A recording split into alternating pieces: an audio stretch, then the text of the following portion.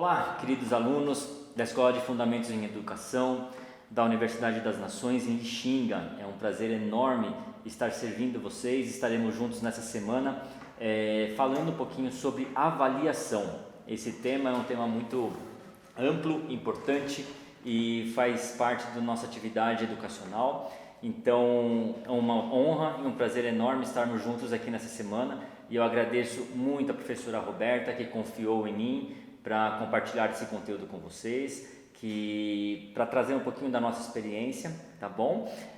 Também o suporte do Juan, tá bom, Juan? Obrigado por tudo, pelo suporte que tem nos dado.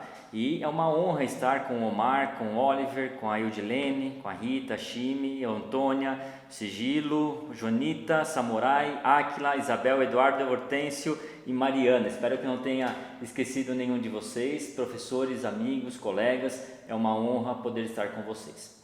Eu vou me apresentar rapidamente. Sou Márcio, professor de Filosofia e Sociologia, apesar de hoje estar me dedicando mais à direção e à gestão escolar. Nós estamos aqui no Colégio Ouro Preto, que fica na cidade de São Paulo, capital do estado de São Paulo, no Brasil. Temos aqui da educação infantil até o ensino médio, né? Não sei qual é a nomenclatura especificamente de vocês aí, mas seria o equivalente à 13ª classe, dependendo de como vocês nomeiam em Moçambique.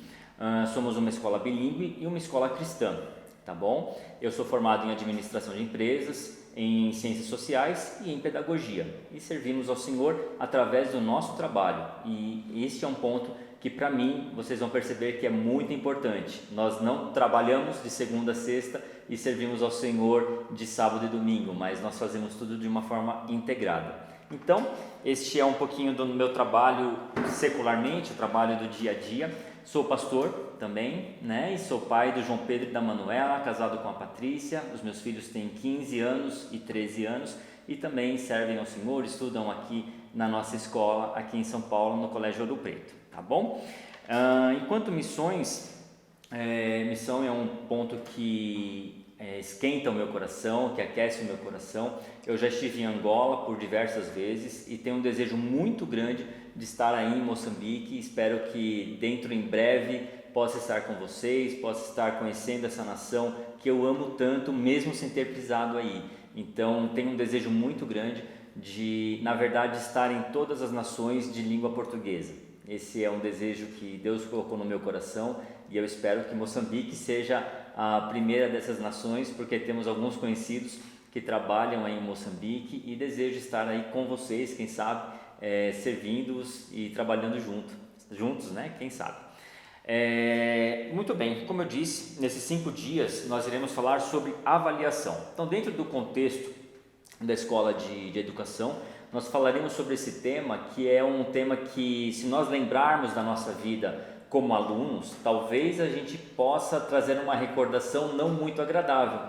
Afinal, não sei se aí com vocês acontece isso ou aconteceu, mas comigo aconteceu em diversos momentos de estarmos na sala de aula como alunos, como estamos aqui agora, e o professor simplesmente pedir que fechássemos o caderno, colocássemos embaixo da carteira e pegássemos uma folha e um lápis e ele iria ditar algumas questões e essa seria a avaliação, né? A conhecida avaliação surpresa.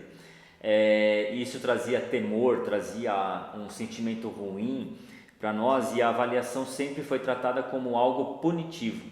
Então nessa semana, nesses 5 dias, eu quero que estejamos juntos pensando sobre a ferramenta avaliação, sobre a importância que ela tem dentro do contexto educacional, a importância que a avaliação tem para definições e redefinições do nosso trabalho pedagógico, de forma que ela é uma ferramenta fundamental dentro do processo educativo. Então, nesses 5 dias, eu quero convidar a cada um de vocês para se dedicarem a esse tempo, dedicarem até o período extra-aula para refletirem sobre as suas experiências pessoais, lembrarem das suas experiências de criança, como eram os momentos de prova, qual era o comportamento do professor, qual era o seu comportamento como aluno. Muitas vezes nós esquecemos que fomos alunos, né? É importante que o professor sempre lembre da sua própria história, da sua história afetiva como aluno, da sua história como indivíduo como aluno, tá bem? Então hoje nós vamos começar falando, ou a falar, né? Aqui no Brasil nós utilizamos muito o gerúndio, então me perdoem por utilizar algumas palavras que não chegam, algumas formas linguísticas, que nós sabemos que o português de vocês é muito mais correto gramaticalmente do que o nosso aqui no Brasil, né? Mas vocês devem estar acostumados com brasileiros falando, não é mesmo? Muito bem, nessa primeira aula de hoje nós falaremos sobre uma dimensão que é a dimensão bíblica ou a base bíblica para a avaliação escolar. Aí você pode pensar, mas professor, na Bíblia tem alguma coisa sobre avaliação? Não é possível. E eu te digo que tem. Por quê? A Bíblia, ela é um livro completo, ela é um manual para todas as nossas coisas, para todas as vertentes da nossa vida. Ela é um livro que, se nós lermos não apenas como um documento religioso ou um documento de qualquer com qualquer outro objetivo, nós encontraremos todas as respostas que nós precisamos para a nossa vida. Então, por isso hoje eu pedi para que o Juan solicitasse a vocês que trouxessem as vossas Bíblias para que nós pudéssemos ler juntos. Eu te convido junto agora comigo para lermos um capítulo inteiro. Então me perdoem também por isso, mas é necessário que a gente contextualize com um capítulo que é talvez, se não o mais importante, porque não existe um texto único que seja mais importante na Bíblia, toda ela é importante, mas o primeiro capítulo da Bíblia, o primeiro capítulo do primeiro livro da Bíblia é um bom começo para iniciarmos a nossa aula de hoje, né? A Bíblia é um documento único, revelada toda ela pelo Espírito Santo do Senhor. Então vamos lá, Gênesis capítulo 1, a partir do verso 1, tá bem? Vamos ler juntos e em um ponto específico do texto eu vou pedir que vocês leiam comigo, tá bom? Eu não irei ouvi-los, obviamente, mas eu quero que vocês leiam juntos e nós vamos repetir juntos esse pequeno trecho. Vamos lá? Eu aviso quando for para acontecer isso. Então, Gênesis 1, a partir do versículo 1, diz assim: No princípio criou Deus o céu e a terra era sem forma e vazia, e havia trevas sobre a face do abismo. E o Espírito de Deus se movia sobre a face das águas. E disse Deus: haja luz, e houve luz. E viu Deus que era boa a luz, e fez Deus separação entre a luz e as trevas. E Deus chamou a luz dia, e as trevas chamou noite. E foi a tarde e a manhã o primeiro dia. E disse Deus: haja uma expansão no meio das águas, e haja separação entre águas e águas. E fez Deus a expansão, e fez separação entre as águas que estavam debaixo da expansão e as águas que estavam sobre a expansão. E assim foi.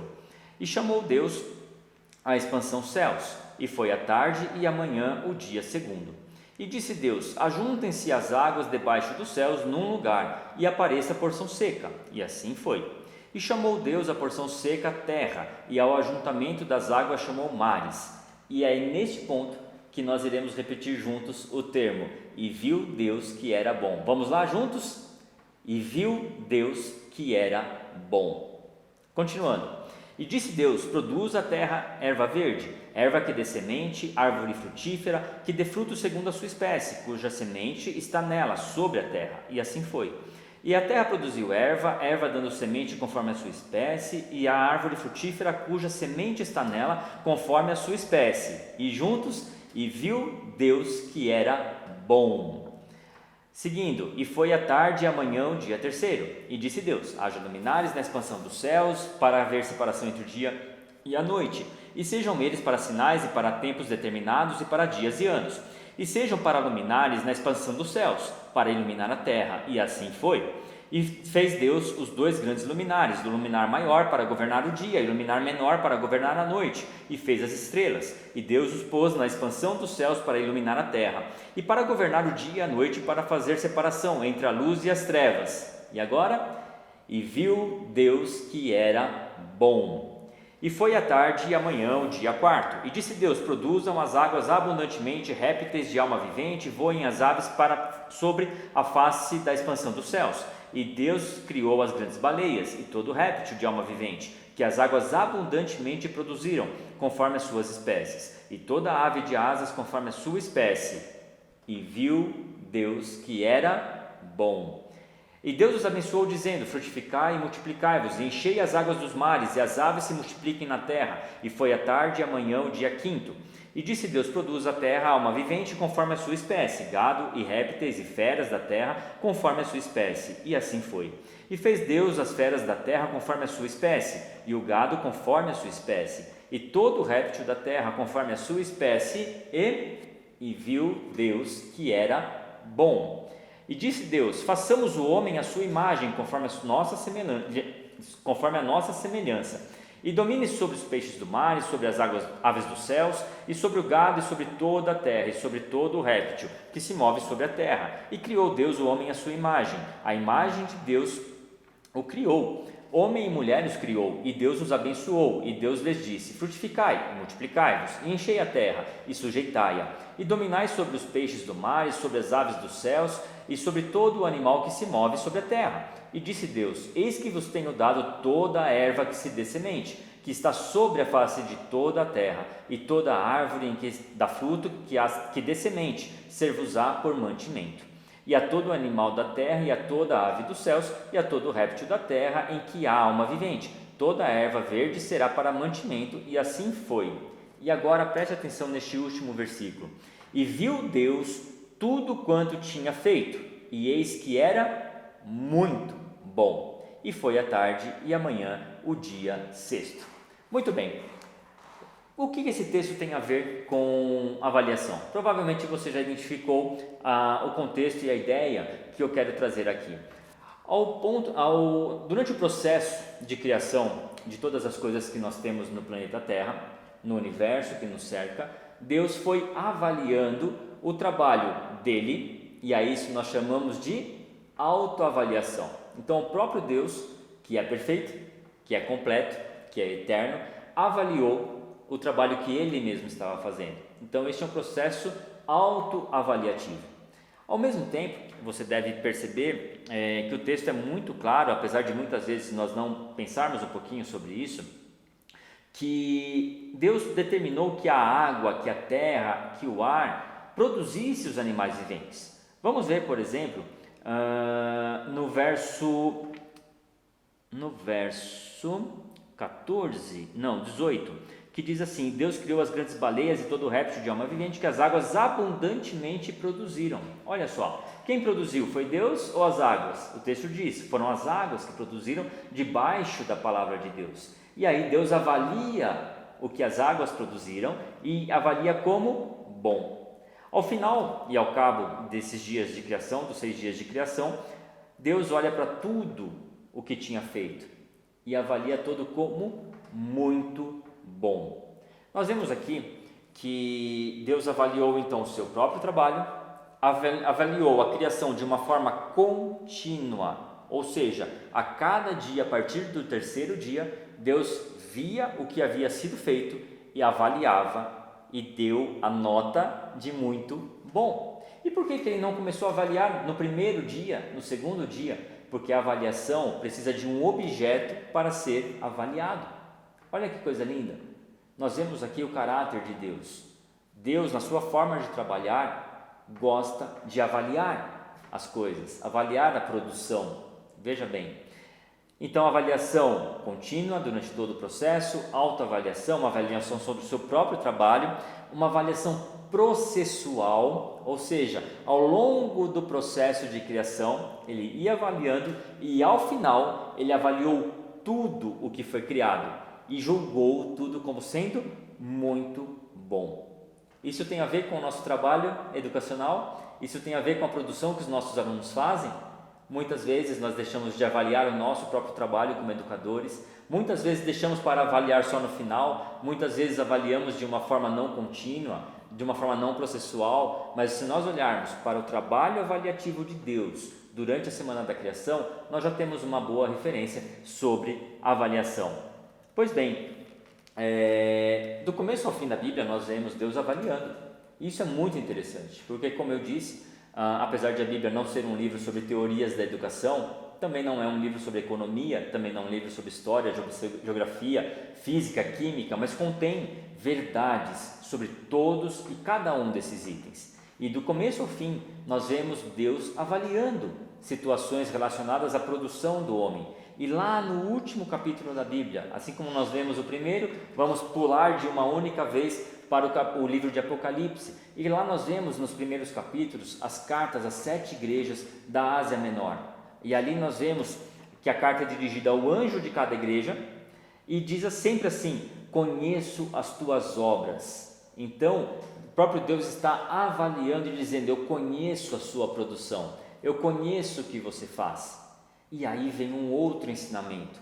A partir desse diagnóstico, eu conheço o que você faz, eu conheço as suas obras, Deus trazia ali uma devolutiva, ou como nós dizemos aqui no Brasil, aportuguesando um termo do inglês, nós damos o feedback, ou seja, nós damos um retorno para o aluno sobre a produção dele. Este é um processo que completa o processo avaliativo. Nós vamos estudar durante essa semana que não basta nós tirarmos uma foto da situação de aprendizagem de um aluno ou de uma turma. É necessário que essa foto seja acompanhada de um processo, que tenha um antes, um durante e um depois, que tenha uma devolutiva, o feedback. E na verdade seria melhor, ao invés de uma foto, que nós fizéssemos um filme sobre a produção dos nossos alunos, porque isso é avaliação continuada ou avaliação contínua. Então, a nossa aula de hoje, esse primeiro momento que nós temos aqui juntos, a minha ideia é trazer essa percepção sobre o quão bíblico e cristão é o processo avaliativo. Ou seja, ele não tem a ver apenas com um costume, ele não tem a ver com reproduzir algo que fizeram conosco enquanto éramos alunos e devemos, portanto, fazer com os nossos alunos. Ela não pode ser, o processo avaliativo não pode ser apenas um processo instrumental. O que significa um processo instrumental? Eu preciso preencher um diário de classe, eu preciso preencher um boletim escolar para que o aluno seja aprovado ou reprovado. Não, isso é muito pouco para o processo avaliativo. Quando nós olhamos para a Bíblia e principalmente para as cartas destinadas às 7 igrejas da Ásia, nós vemos que esse feedback, ou seja, esse retorno, ele visava uma mudança de comportamento. Particularmente, eu gosto muito de fazer uma analogia do processo avaliativo educacional com os processos avaliativos médicos da área de medicina. Por quê? Quando nós vamos ao médico e fazemos um exame de sangue, um exame ergométrico, um exame qualquer, nós não vamos lá apenas para saber como estamos. Eu não quero saber apenas se a nota do meu coração é 7 ou 8, eu não quero saber se a nota da qualidade do meu sangue, da quantidade de açúcar no meu sangue, de glicose, enfim, de aminoácidos, de cálcio. Eu não quero saber apenas em como está. Eu quero saber se, a partir daquela situação encontrada, o que é que eu devo fazer. Eu devo melhorar a minha alimentação, eu devo melhorar os meus hábitos de saúde, devo correr, devo fazer mais esportes, devo descansar mais, dormir mais, mudar a minha alimentação. O que eu devo fazer? Nós não fazemos um exame médico apenas para saber como estamos. Nós não fazemos um exame médico para guardá-lo. Nós não fazemos um exame médico para passarmos de ano. Nós fazemos um exame médico para vermos como estamos e, para, se necessário, alterarmos os nossos hábitos ou, se necessário, continuarmos com os hábitos que temos. E tem uma outra coisa muito interessante: se temos um exame de sangue, por exemplo, já que tocamos neste exemplo, e tem alguma alteração, nós atendemos ao que o médico diz, tomamos remédio, mudamos a nossa alimentação, fazemos esportes e depois de um tempo, qual é o procedimento?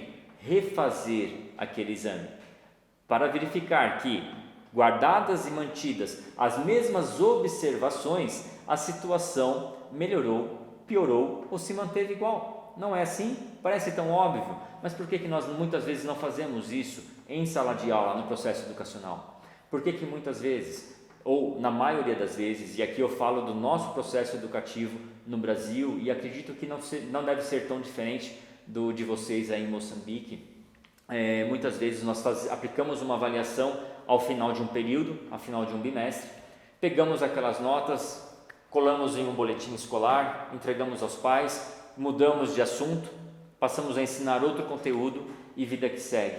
Aquele conteúdo que não foi aprendido não é retomado.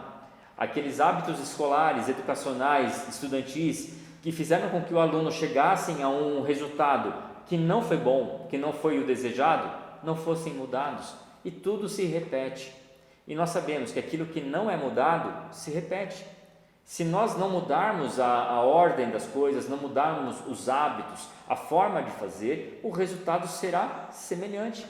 Einstein tem uma frase, ou pelo menos é atribuída a ele, que ele dizia: apenas loucos fazem a mesma coisa e desejam um resultado diferente. É assim mesmo que funciona. Então não basta mudar o conteúdo para que o nosso aluno tenha uma nota melhor. Afinal de contas, uma nota também é só uma foto, muitas vezes, do resultado daquele aluno. É necessário que as avaliações sejam pensadas muito antes da semana de provas. É necessário que em todas as aulas que nós entremos pela porta da sala de aula, nós estejamos pensando em medir o conhecimento do aluno, medir a evolução ou a melhoria ou a apreensão dos conteúdos propostos. É necessário que ao produzir, ao pensar, ao estudar sobre uma aula, sobre o conteúdo de uma aula, nós já estejamos pensando em como iremos avaliar o nosso aluno. Nós devemos pensar em avaliação o tempo todo, e isso não tem que ser um peso sobre nós, isso tem que ser algo que faça parte, entranhado com a produção do nosso conteúdo acadêmico escolar. É necessário que o aluno também sinta-se seguro ao ser avaliado. Quando nós vamos fazer um exame médico, nós precisamos estar calmos, não é verdade? Se nós vamos fazer um exame de sangue, voltando ao exemplo, nós não podemos ter nos alimentado de uma forma desregrada antes do exame. Nós temos que estar tranquilos, com uma alimentação equilibrada, com sono equilibrado, para que aquele exame de fato nos mostre qual é a nossa real situação. Porque se tivermos tido uma alimentação muito gordurosa ou estávamos fazendo alguma atividade física, o resultado desse exame será diferente. E existe um outro exame que eu gosto muito também de trazer o exemplo dele. Eu não sei se vocês já fizeram, se tem disponível, acredito que sim. Aqui no Brasil nós chamamos de Holter. Holter é um aparelhinho do tamanho de um celular que ele é colocado na cintura ou fixado em algum lugar no corpo e são colocados alguns eletrodos. Nem nós passamos 24 horas com esse aparelho medindo as variações do nosso batimento cardíaco. Por que isso? Porque o médico quer descobrir se ao longo do dia existe alguma variação no comportamento do nosso músculo cardíaco. E se houver, ele vai analisar isso de novo, não como uma foto ou como um filme pequeno, mas como um filme longo, para que ele possa ter mais instrumentos avaliativos. É necessário que nós, em nosso ambiente escolar, aumentemos as quantidades de instrumentos avaliativos sobre os nossos alunos. Muitas vezes, num dia de prova, o aluno não se alimentou bem. Muitas vezes, em um dia de prova, esse aluno não dormiu bem. Nós não sabemos se o papai e a mamãe brigaram naquela noite. E tudo isso pode impactar no resultado da avaliação dos nossos alunos. Assim, se nós tivermos um quadro maior de avaliação, um filme maior de avaliação dos nossos alunos, nós seremos mais justos ao avaliarmos esse aluno. Seremos mais justos com o aprendizado daquele aluno.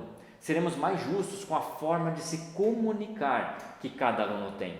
Você já pensou que tem alunos que não são muito hábeis em escrever, mas talvez sejam muito hábeis em falar? Nós temos esses alunos, eu acredito que vocês também têm aí, o moçambicano, o africano em geral, ele é muito expressivo, ele é bom de falar, ele gosta de se comunicar, muitas vezes a oralidade é muito desenvolvida, ao contrário muitas vezes de um país nórdico, onde eles preferem muitas vezes escrever, falam mais fechadinho, mas independente da nacionalidade, cada ser humano é diferente um do outro. Então, cada ser humano tem habilidades específicas e essas habilidades, eu creio nisso, foram colocadas por Deus em cada um de nós. Então, não é justo nós avaliarmos dois alunos, um com habilidades orais mais desenvolvidas, outro com habilidades de escrita mais desenvolvidas e avaliarmos ambos da mesma forma. Existe um exemplo bastante interessante, que é o exemplo da girafa e da águia, pode ser? Se nós, me perdoem, se nós formos aplicar uma avaliação a uma girafa e a uma águia e aplicarmos a mesma avaliação a ambos, isso não será muito justo e você deve concordar comigo de uma forma bastante simples. Por quê? Porque a águia voa, a habilidade dela é voar e a habilidade da girafa é caminhar, é correr, é pegar o alimento num lugar alto, não é mesmo? Se nós aplicarmos a mesma avaliação a ambos, é evidente que um será prejudicado e o outro pode se sair bem.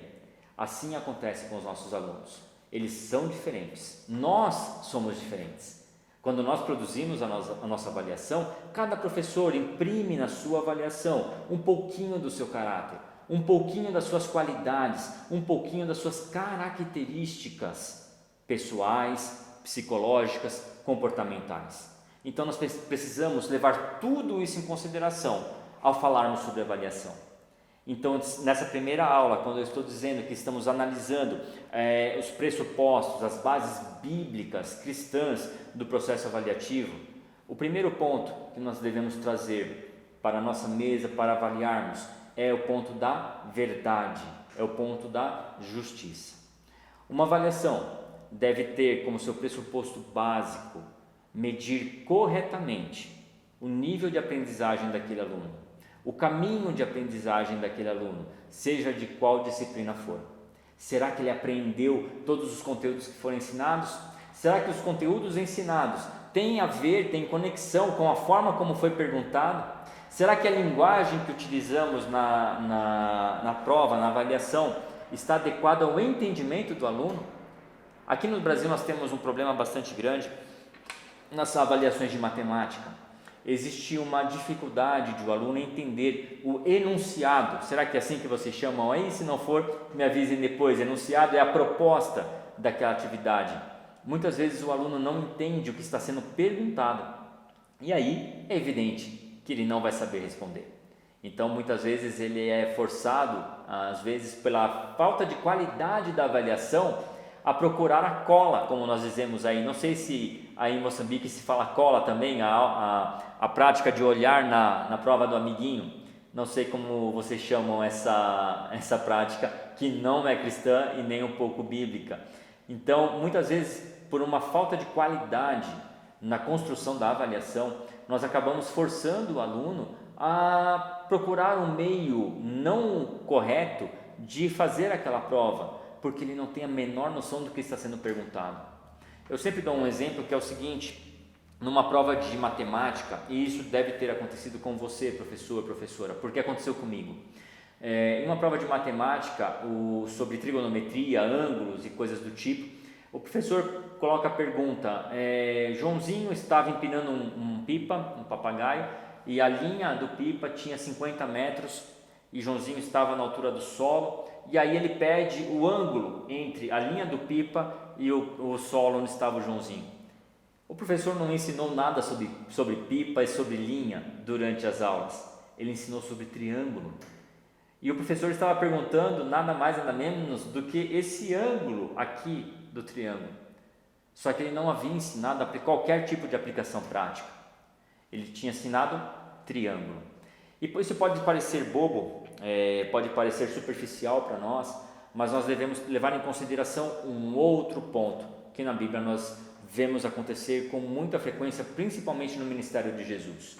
Jesus foi o mestre dos mestres, ele é a nossa referência como mestre, e como mestre ele ensinou conhecimentos, aprendizagens profundas para homens simples.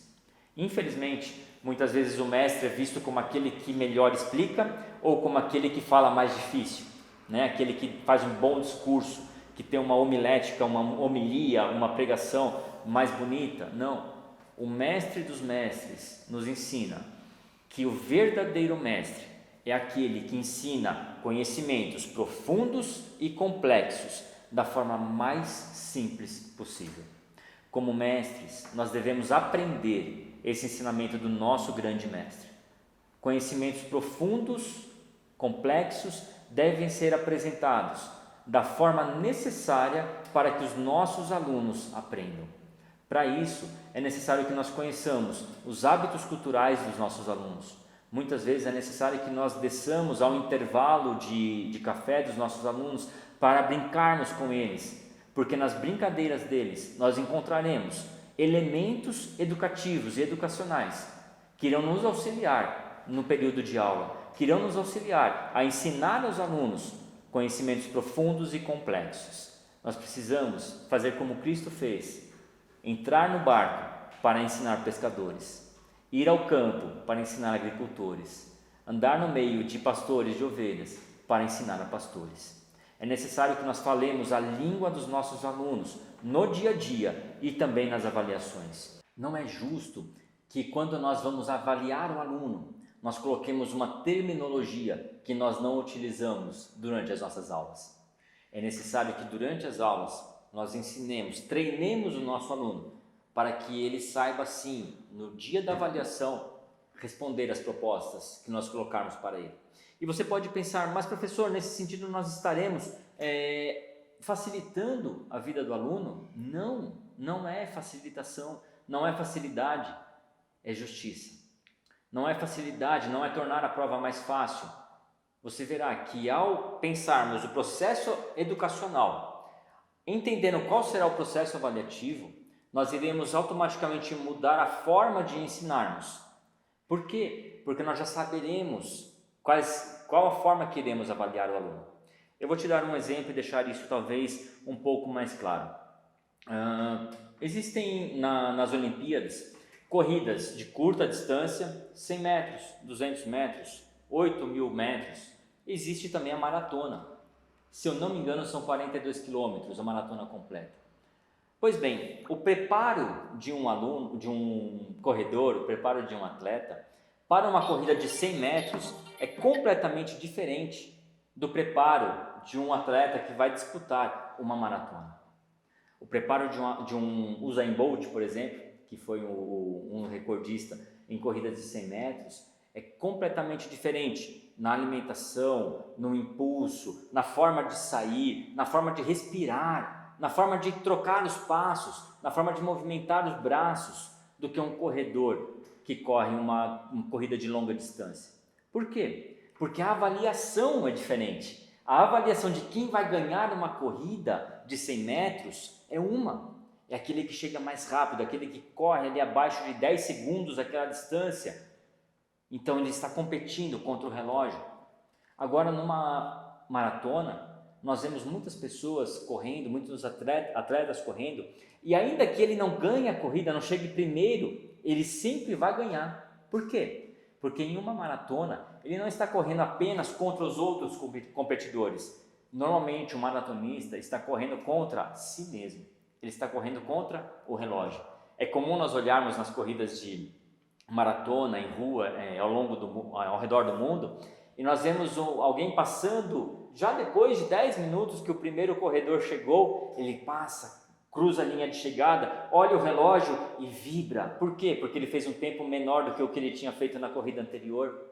A forma de ganhar uma maratona é diferente do que a forma de ganhar uma corrida de 100 metros. Para correr 100 metros, existe uma técnica. Para correr uma maratona, existe outra técnica. Para correr uma maratona, é muito comum nós vermos o atleta que está em primeiro lugar, muitas vezes não chegar nem entre os 10 primeiros, porque existe uma técnica para isso. Existe uma forma de correr em grupo, existe corrida em equipe. Alguém puxa o pelotão da frente, puxa os atletas da frente, para quem é do seu time correr atrás mais descansado, para que no último tiro final ele consiga correr e passar a todos. A forma de medir é diferente e isso faz com que a forma de preparo seja diferente. É necessário, portanto, que ao prepararmos o nosso conteúdo ao longo do bimestre ou trimestre, como for aí, ao longo do ano, nós tenhamos em mente como iremos avaliar o nosso aluno. As nossas avaliações devem ser contínuas, continuadas, devemos avaliar a cada conteúdo, a cada aula, não podemos deixar acumular muitos conteúdos. É necessário, pela legislação educacional, termos uma nota bimestral, ok, vamos trabalhar com o nosso projeto político-pedagógico, de tal forma que tenhamos mais ferramentas avaliativas compondo a nossa nota. É necessário que nós, professores, ao longo do bimestre, ao longo do conteúdo, estejamos avaliando para reposicionar o nosso trabalho pedagógico. Eu vivi um tempo, espero que vocês não tenham vivido esse tempo como professores. Eu vivi esse tempo como professor em que colegas chegavam na sala de aula, colegas professores chegavam na sala dos professores, e vibravam, dizendo: na minha prova nenhum aluno tira 10. Eu não consigo pensar como um professor consegue ter orgulho de uma frase como essa.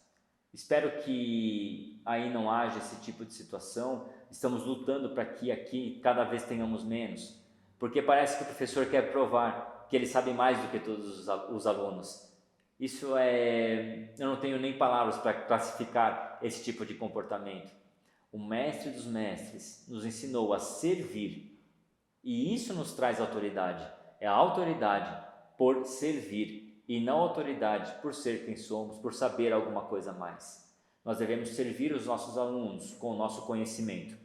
E para saber se estamos servindo corretamente, devemos ter boas avaliações, devemos ter bons processos avaliativos. A Bíblia nos ensina sobre isso, o nosso mestre nos ensina sobre isso.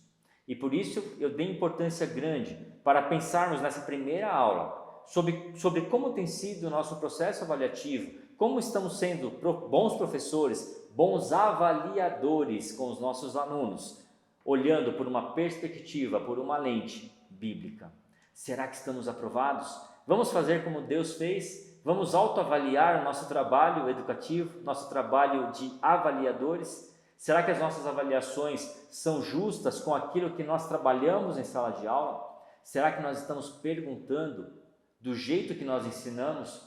Ou nós estamos fazendo igual o professor do Pipa, que aplica uma pergunta como se fosse uma pegadinha? Existe esse termo aí? Depois vocês me falem também se existe o termo pegadinha. Pegadinha é como se fosse uma brincadeira de enganar, uma brincadeirinha, um trocadilho, né? Eu disse uma coisa, mas na verdade quis dizer outra. Nós não podemos fazer isso. Nós temos que preparar o nosso aluno para que ele vá bem sim nas provas, mas não por facilidade, mas porque ele estava preparado para ser avaliado daquela forma. Afinal de contas, a própria vida não é uma avaliação. Na própria vida nós estamos sendo avaliados o tempo todo. Não é verdade? Estamos sendo avaliados como cidadãos, como servos de Deus, estamos sendo avaliados como amigos, estamos sendo avaliados de diversas formas. Nós devemos ter o processo avaliativo muito claro diante de nós, com regras claras. E por isso, na nossa próxima aula, nós iremos falar sobre as bases filosóficas e antropológicas do processo avaliativo. Hoje nós falamos sobre as bases bíblicas da avaliação. Nós poderíamos ter trazido muitos outros exemplos. Noé, Abraão, Paulo, Jonas é um exemplo muito legal.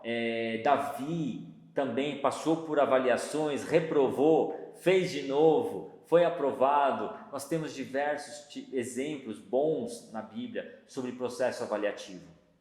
Mas eu penso que este, do primeiro capítulo de Gênesis, e aquele do último livro da Bíblia, de Apocalipse, podem exemplificar bem o quanto o nosso Deus é um Deus que zela e trabalha com avaliação. E como imitador de Paulo, que imitava Cristo, nós devemos imitar o nosso Senhor, sabendo que a avaliação deve atingir primeiro a nós e depois aos nossos alunos. O nosso trabalho avaliativo é o primeiro que deve ser avaliado. Nesse sentido, biblicamente também, eu quero trazer aqui a reflexão, e eu prometo que nas próximas aulas nós seremos mais práticos, mas nessas duas primeiras aulas é importante nós pensarmos sobre como nós estamos moralmente, eticamente, espiritualmente para sermos professores e avaliadores. Eu sei que vocês estão imersos em um período maravilhoso de formação como professores. Aproveitem esse período, é lindo e é muito importante. Mas nessa semana eu quero reforçar que não é apenas a nossa prática que precisa melhorar, que precisa ser pensada, mas é o nosso próprio ser, a nossa própria estrutura enquanto indivíduos, que deve também ser avaliada, pensada, refletida. Precisamos refletir sobre a nossa forma de nos posicionarmos diante dos nossos alunos. Qual é o nosso comportamento em relação à avaliação? Será que nós utilizamos a avaliação como um processo de repressão sobre os nossos alunos, como um castigo? A Bíblia diz que o poder da vida e da morte está na língua. Será que muitas vezes nós falamos aquela frase para o nosso aluno: você vai ver no dia da prova, você não está prestando atenção, você vai ver no dia da prova, e nós estamos construindo no nosso aluno, no subconsciente do nosso aluno, uma expectativa negativa em relação ao momento da prova. Devemos tomar muito cuidado com isso, porque no futuro esse aluno irá ser submetido a avaliações, quer seja na entrada de um curso técnico, quer seja na entrada da universidade, quer seja na entrada de um trabalho, de um emprego. E aquele solo, aquele piso, aquele patamar de avaliação estará impregnado na identidade desse aluno. E quando ele pegar uma avaliação qualquer ao longo da vida dele, ao longo da carreira dele, não tenha dúvidas disso. A experiência que ele teve ao ser avaliado na escola estará ali com ele naquela entrevista de emprego. Portanto, eu quero trazer aqui uma frase que eu uso muito. Eu usei essa frase na sexta-feira ao dar aulas para os nossos, no sábado, ontem, a dar aulas aos nossos professores aqui no colégio. Aliás, na sexta-feira foi o dia do professor aqui no Brasil. Foi um dia bastante feliz para nós, porque passamos aí mais de um ano, distante das escolas, então comemoramos bastante na sexta-feira o nosso dia dos professores. E ontem, então, eu disse aos professores, nós, enquanto professores, iremos marcar os nossos alunos, sempre, sempre, não se engane, mas que nós sejamos professores que, de fato, deixemos marcas e marcos nos nossos alunos, que nós possamos imprimir nos nossos alunos boas marcas, bons referenciais enquanto marcos, mas que nós jamais venhamos imprimir cicatrizes nos nossos alunos. Nós iremos marcar os alunos, mas nós não devemos gerar cicatrizes em nossos alunos. Marca é uma coisa, cicatriz é outra. Um aluno que foi submetido a um processo traumático de avaliação, ele não está levando marcas, ele está levando cicatrizes da vida escolar. E nós não podemos nos esquecer que a escola não prepara para a vida, a escola é a própria vida. A escola é muitas vezes a parte mais importante da vida de uma criança e de um adolescente. A escola é muitas vezes o lugar físico onde o adolescente, a criança, passa o maior período do dia enquanto ele está acordado.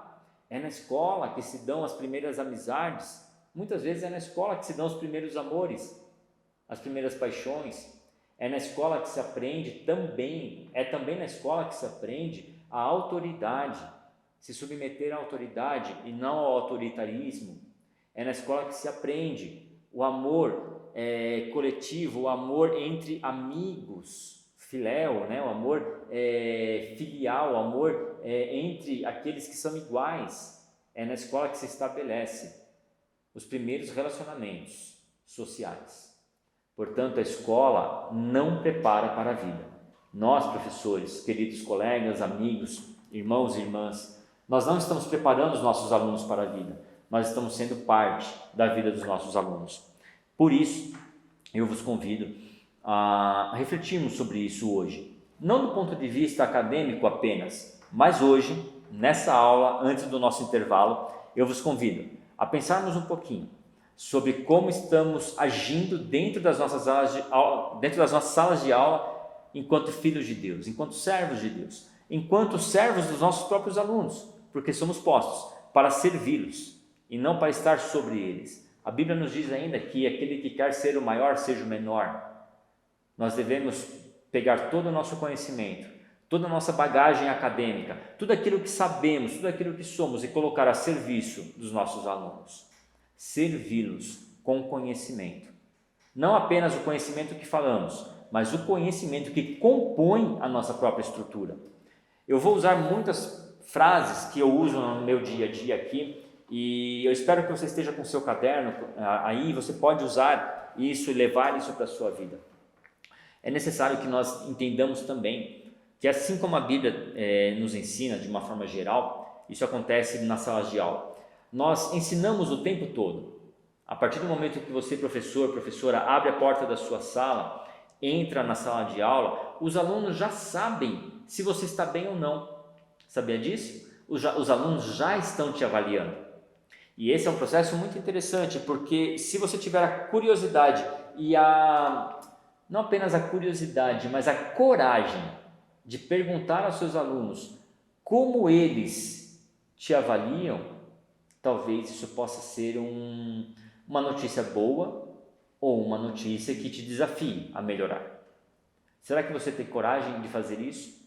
Será que você tem coragem de agora, nesse momento, nós pararmos para o nosso café e fazermos um relatório, não sobre você, mas sobre o nosso amigo? Então imagina, deixa eu voltar aqui nas minhas anotações sobre os vossos nomes. Vamos pensar que vocês trabalham juntos e aí eu vou pedir para a Antônia fazer um relatório sobre como ela avalia o trabalho do Eduardo e vice-versa. Como o Eduardo avalia o trabalho da Antônia e assim um avaliar o trabalho do outro.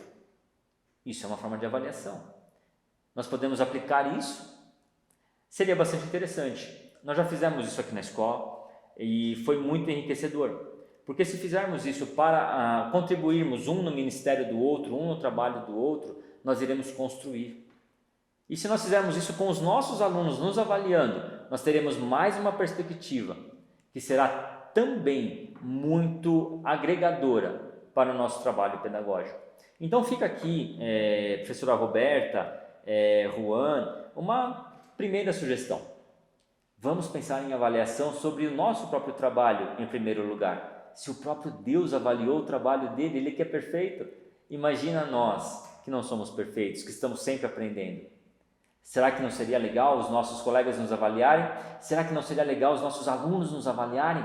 Ah, professor, mas pode ser que eles fiquem com vergonha. Pois bem, apliquem avaliações anônimas a eles. Eles não precisam colocar os nomes, mas eles podem escrever o que eles acham de cada um dos professores. Como é a aula, como é o relacionamento, qual é a clareza do conteúdo.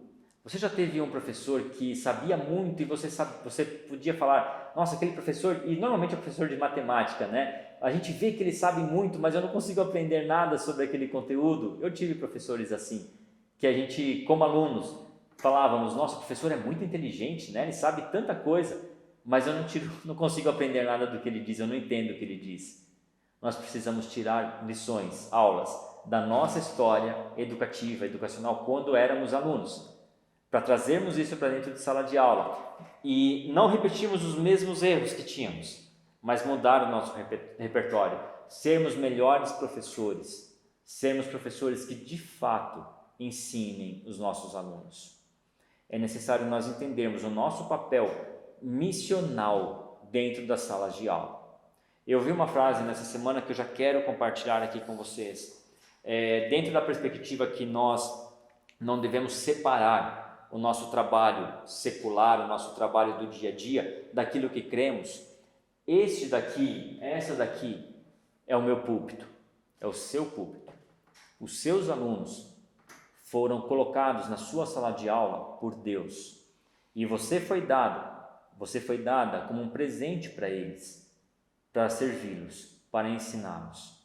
Biblicamente, nós somos os pastores, os mestres dos nossos alunos. Devemos cuidar e ensiná-los não apenas conteúdos acadêmicos, mas também conteúdos morais, éticos, comportamentais. Se eu tiver um ambiente de trabalho desorganizado, se o meu armário for desorganizado, se a minha lousa, o meu quadro for desorganizado, eu não posso cobrar do meu aluno que o caderno dele seja organizado, limpo. Se eu esquecer onde eu parei a aula passada, eu não posso cobrar do meu aluno que ele lembre o conteúdo da aula passada. Nós ensinamos, e essa é a frase, nós ensinamos todo o tempo. Se necessário, nós abrimos a nossa boca. A partir do momento que nós andamos, nós estamos ensinando os nossos alunos. E não se enganem, professores, os vossos alunos vos copiam. Porque nós, enquanto crianças, copiávamos os nossos professores. E ainda hoje, adultos, à frente de sala de aula, muitas vezes nós copiamos os nossos professores da nossa infância. Muitas vezes, sem percebermos, nós estamos copiando, reproduzindo aquilo que nós recebemos lá atrás, quando éramos alunos. Portanto, é necessário que nós paremos e pensemos sobre toda a nossa atividade pedagógica. E, nessa semana, nós vamos pensar bastante sobre a nossa atividade avaliativa, sobre nós como avaliadores, tá bem? Na nossa próxima aula, após o nosso intervalo, nós falaremos então sobre as dimensões e as bases filosóficas e antropológicas da avaliação. Percebe como tem muita coisa por trás de uma folha? Tem muita coisa por trás de uma nota? Ao final dessa semana, eu espero que a nossa nota numérica ou através de letras, não sei como, aliás, é algo que eu preciso saber, Juan, Roberta, depois me passem aí, se nós avaliamos aí em Moçambique através de letras ou de números. Ao final dessa semana, eu espero que nós olhemos para as nossas notas, para as notas que os nossos alunos tiraram, né? E consigamos enxergar muito mais coisas, muito mais conteúdos por trás daquele símbolo. E falando de símbolo, é importante eu lembrar de uma coisa, nós vamos falar isso algumas outras vezes nessa semana, mas é importante já deixar isso aqui. Muitas vezes nós damos uma nota para o aluno e se nós não prepararmos esse aluno para receber aquela nota, o aluno passa a se considerar como sendo aquela nota. Vou melhorar o exemplo. Um aluno que sempre tira uma nota 4, muitas vezes ele se julga, se avalia como sendo uma pessoa 4. Muitas vezes um aluno, no outro extremo, tendo uma nota 10, uma nota máxima, uma nota A, pode se julgar orgulhosamente sendo um aluno, uma pessoa 10, uma pessoa A. Notas não é a completude, não é o todo da identidade de um indivíduo. Um indivíduo pode ser muito bom em língua portuguesa, mas ser uma péssima pessoa do ponto de vista moral e ético. Eu não sei aí em Moçambique, mas aqui no Brasil nós temos muitos políticos assim. Muita gente que fala muito bem, mas moralmente e eticamente não é um bom exemplo. Não teria a mesma nota. Então, notas não definem caráter, notas não definem atitudes, notas não definem moral e ética de um indivíduo. É o contrário. Moral, ética, caráter, define sim notas. Então nós devemos ensinar aos nossos alunos também essa dimensão, de que eles são maiores do que as notas que eles obtêm. Notas dizem respeito a avaliarmos o conteúdo específico de uma disciplina. Pensem sobre isso, pensem sobre como vocês estão se comportando em relação ao contexto bíblico, a vocês como cristãos, no ambiente de sala de aula e ao aplicar avaliações aos vossos alunos, tá bem? É importante entendermos isso, é importante pensarmos nisso. Daqui a pouquinho nós teremos um momento ao vivo, espero que esteja tudo certo para que nós possamos conversar ao vivo, nos vermos pessoalmente. Aqui nós estamos 5 horas, né? Eu estou 5 horas antes de vocês, então já combinei com a Roberta, nós estaremos aí juntos orando. Enquanto vocês estão aí assistindo esses vídeos, eu estou aqui intercedendo por vocês, para que essa semana seja transformadora nas nossas atividades educativas e educacionais, para que nessa semana nós possamos aprender mais um pouquinho do caráter de Deus, mais um pouquinho da essência de Deus, e mais do que aprender, possamos aplicar isso no nosso dia a dia profissional, no nosso dia a dia dentro de sala de aula. Lembre-se, cada um dos nossos alunos é um ser único, feito à imagem e semelhança de Deus, e nós daremos conta da forma como ensinamos e da forma como nós avaliamos os nossos alunos. Por isso a dimensão ética do nosso trabalho, falaremos isso daqui a pouco, é muito, muito, muito importante. A dimensão bíblica, espiritual é importante, cada aspecto da nossa forma de preparar a avaliação, da nossa forma de aplicar a avaliação, da nossa forma de corrigir a avaliação é muito importante e tem tudo a ver com quem nós somos, para nós mesmos, para os nossos colegas, para os nossos alunos e principalmente sobre como nós somos, quem nós somos no reino do Espírito. Tá bem?